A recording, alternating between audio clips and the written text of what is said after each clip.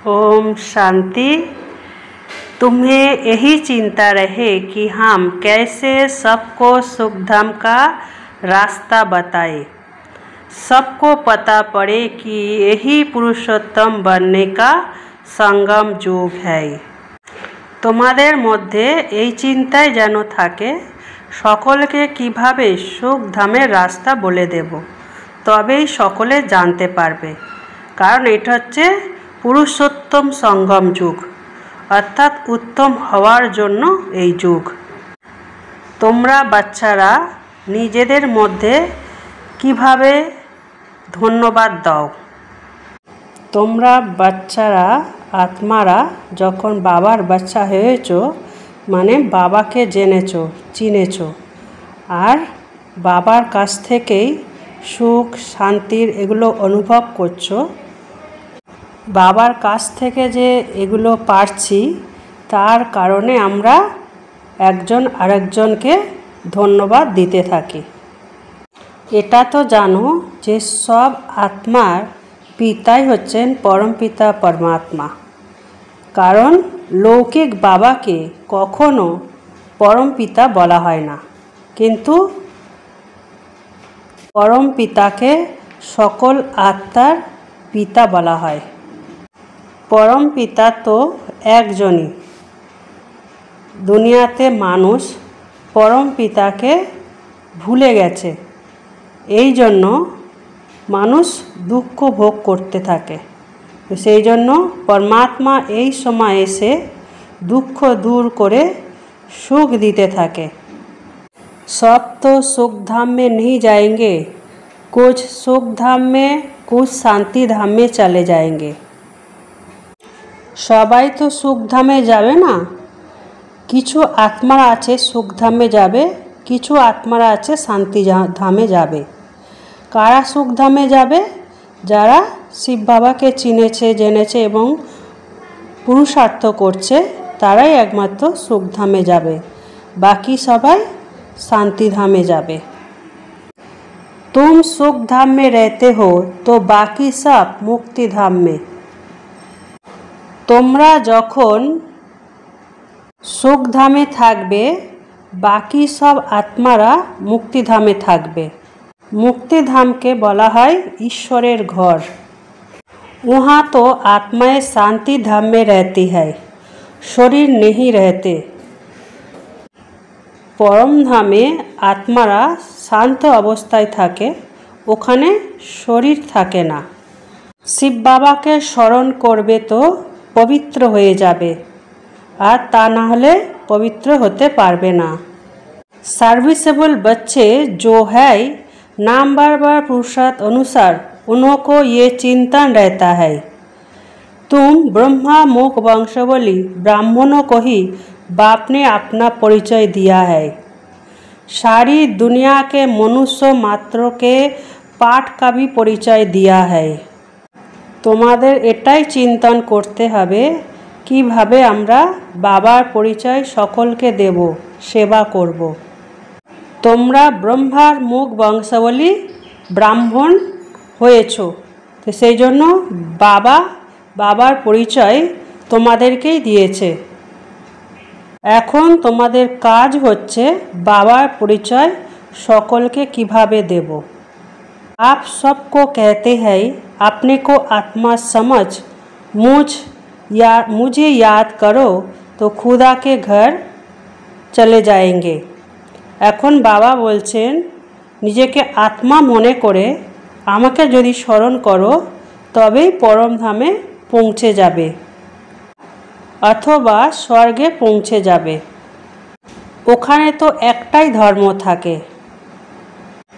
आत्माएं सब आती है शांति धाम से, वहाँ फिर तब जाएंगे जब नाटक पूरा होगा। सब आत्माराई शांति धाम থেকে এই সৃষ্টিতে আসে, আর যায় কখন? যখন এই নাটক পুরো শেষ হয়ে আসে। बाप आते भी है पूरी दुनिया से सबको ले जाने के लिए। बाबा কখন এই সৃষ্টিতে আসে? যখন এই সৃষ্টি পতিত হয়ে যায়, সৃষ্টির মানুষ যখন পতিত হয়ে যায় তখন বাবা এসে সকলকে নিয়ে যান, পাবন বানিয়ে নিয়ে যান।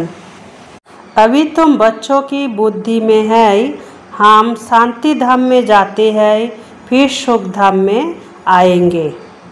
ये है पुरुषोत्तम संगम युग। এখন তোমরা বুদ্ধি দিয়ে জানো এখন আমাদেরকে প্রথমে শান্তিধামে যেতে হবে, ফির সুখধামে আসবো। আর বাবা কি বলছেন, এটাই হচ্ছেন পুরুষোত্তম সঙ্গম যুগ। এই সময় আমরা পুরুষার্থ করে উত্তম হতে থাকি, তবেই আমরা শান্তিধামে এবং সুখধামে আসতে পারি। जब तक आत्मा पवित्र ना बने तब तक उत्तम पुरुष बन नहीं सकते। যতক্ষণ পর্যন্ত আত্মা পবিত্র না হয় ততক্ষণ পর্যন্ত उत्तम पुरुष होते पारे ना। अब बाप तुमको कहते हैं मुझे याद करो और सृष्टि चक्र को जानो और साथ में दैवी गुण भी धारण करो। এখন বাবা তোমাদেরকে বলছে যে আমাকে याद करो और सृष्टि चक्र के সঠিকভাবে জানো আর दैवी गुण के धारण करो। इस समय सभी मनुष्यों के कैरेक्टर बिगड़े हुए हैं। এই সময় সব মানুষের চরিত্র বিগড়ে গেছে, চরিত্র নষ্ট হয়ে গিয়েছে। ভারতবাসীরাই উঁচু চরিত্রের হয়। যারা উঁচু চরিত্রের হয় আর যারা কম চরিত্রের হয় তারা কি করে, উঁচু চরিত্রের কাছে গিয়ে মাথা নোয়াতে থাকে, তাদের চরিত্রের বর্ণন করতে থাকে। কথা শুধু তোমরা বাচ্চারাই জানো, বোঝো। এখন তোমাদের কাজ হচ্ছে অন্যকে বোঝানো, কিভাবে সহজ যুক্তি রচনা করতে হবে যাতে সব আত্মারাই জানতে পারে। এটাই হচ্ছে সব আত্মাদের তৃতীয় নেত্র খোলা। বাবা তো জ্ঞানের সাগর, তো বাবা এসে বাচ্চাদের কাছে এই জ্ঞান দিতে থাকে এবং বাচ্চাদের কাজ হচ্ছে সবাইকে, সব আত্মাদেরকে কিভাবে যুক্তি দিয়ে বোঝাবো।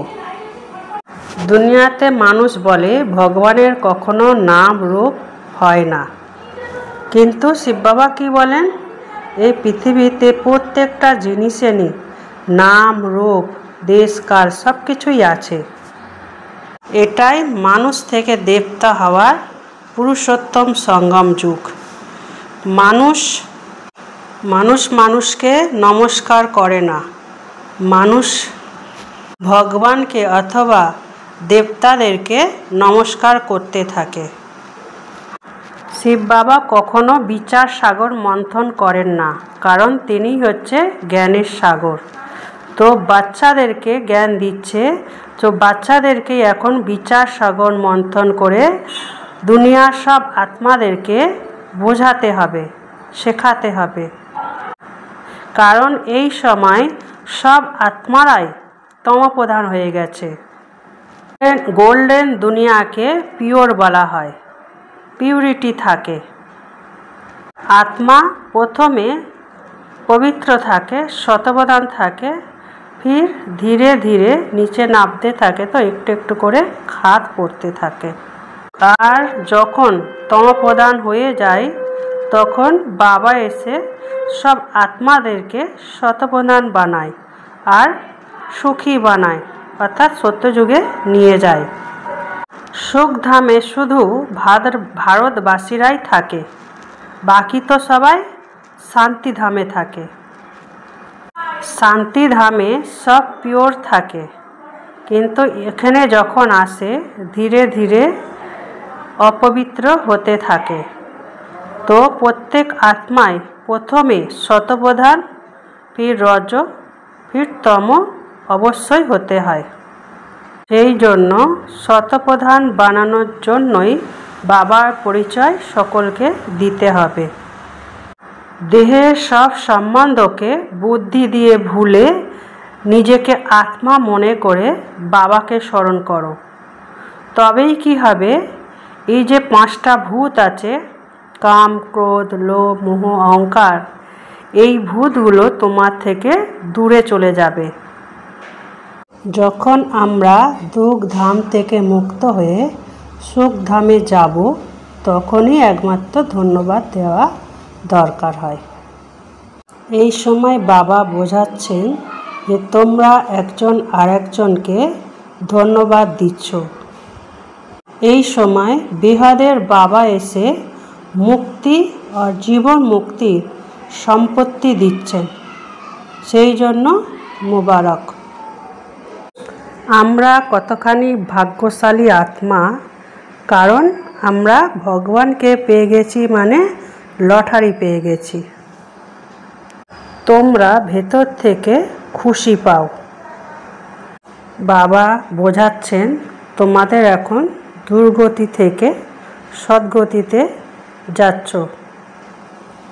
এখন তোমরা সূর্যবংশী কুলের মহারাজা মহারানী হচ্ছ। দুনিয়া তো অনেক বড়, সেই জন্য বাবা বলছেন বাবার খবর ঘরে ঘরে পৌঁছে দিতে হবে। এখন তোমরা পুরুষার্থ করছো স্বর্গে যাওয়ার জন্য। এই সময় সবাই পতিত হয়ে গেছে, সেই জন্যই ভগবানকে ডাকতে থাকে, হে পতিত পাবন আসো, এসে আমাদেরকে পাবন বানাও আর পাবন দুনিয়ায় নিয়ে চলো। আগে পবিত্র ছিলে, এখন পতিত হয়ে গেছো, সেই জন্য এই দুনিয়াকে এখন স্বর্গ বলা যাবে না। বাবার খেয়ালে আসে যে আমি গিয়ে বাচ্চাদেরকে দুঃখ থেকে মুক্ত করে সুখী কিভাবে বানাবো। এখন এই বাবাকে মদত করতে হবে যাতে বাবার খবর ঘরে ঘরে পৌঁছে যায়, তার জন্য যুক্তি রচনা করতে হবে। আমি নিমিত্ত কর্মযোগী করণহার হই, আর বাবা আমাকে দিয়ে করাচ্ছেন। এই স্মৃতিতে যদি থাকো তাহলে সহজেই লাইট হাউস হয়ে যেতে পারবে আর নিশ্চিন্ত রাজা এবং নিশ্চিন্ত রাজত্ব পেয়ে যাবে। সকল বন্ধন থেকে মুক্ত হওয়ার জন্য দেহের সব সম্বন্ধ থেকে নষ্টমোয়া হতে হবে। ওম শান্তি।